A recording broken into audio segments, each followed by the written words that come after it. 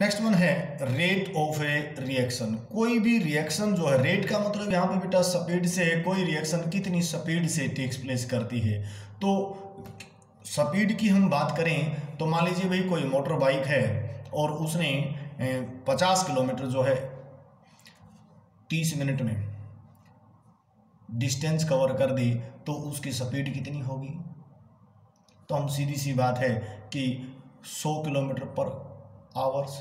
तो ऐसे ही कोई रिएक्शन कितनी स्पीड से हो रही है, तो स्पीड में जो रिएक्टेंट है वो कितनी जल्दी प्रोडक्ट में चेंज हो रहे हैं, उसको हम डिफाइन करेंगे। तो रेट ऑफ रिएक्शन का मतलब है बेटा change in concentration of any reactant और प्रोडक्ट पर यूनिट टाइम। एक यूनिट टाइम पीरियड के अंदर रिएक्टेंट की या प्रोडक्ट की कंसंट्रेशन में कितना चेंज होता है वो क्या कहलाता है? Rate of a reaction. और rate of reaction is the change in concentration of reactants और change in concentration of product divide by total time taken, that is the rate of a reaction. इसको समझने के लिए मान लीजिए ये हमारे पास एक हाइपोथेटिकल रिएक्शन है, R is the reactant and it will changes into product P। तो रेट ऑफ रिएक्शन, जो रिएक्टेंट है उसकी कंसंट्रेशन डिक्रीज होगी क्योंकि वो प्रोडक्ट में चेंज हो रहा है, और प्रोडक्ट की कंसंट्रेशन क्या होगी? इंक्रीज होगी। तो इनिशियल कंसंट्रेशन रिएक्टेंट की ज्यादा होती है, समय के साथ साथ रिएक्टेंट प्रोडक्ट में चेंज हो रहा है तो रिएक्टेंट की कंसंट्रेशन क्या होगी?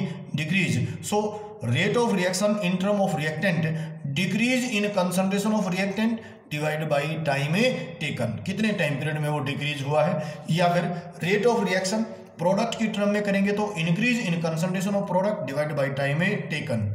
मान लीजिए if R1 is the initial concentration of reactant and R2 is the final concentration of a reactant, तो change in concentration R2 minus a R1।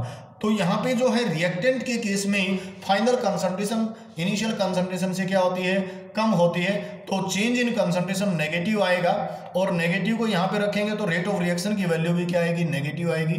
तो इसलिए जब भी हम रिएक्टेंट की टर्म में बात करते हैं तो नेगेटिव साइन पहले ही रख देते हैं, तो negative R2 minus R1 divide by T2 minus T1, और we can say rate of reaction minus change in concentration of reactants divide by total time taken.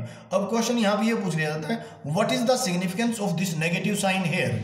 तो negative sign is used because final concentration of reactant R2 is less than that of the R1, so change in concentration will be negative and rate of reaction will be negative। लेकिन किसी भी reaction की rate negative नहीं हो सकती, तो उसको positive बनाने के लिए इसके आगे क्या लगा दिया? नेगेटिव साइन हमने यूज कर लिया है। तो जब भी आप रेट ऑफ रिएक्शन रिएक्टेंट की टर्म में एक्सप्लेन करेंगे तो उसके आगे नेगेटिव साइन रखेंगे।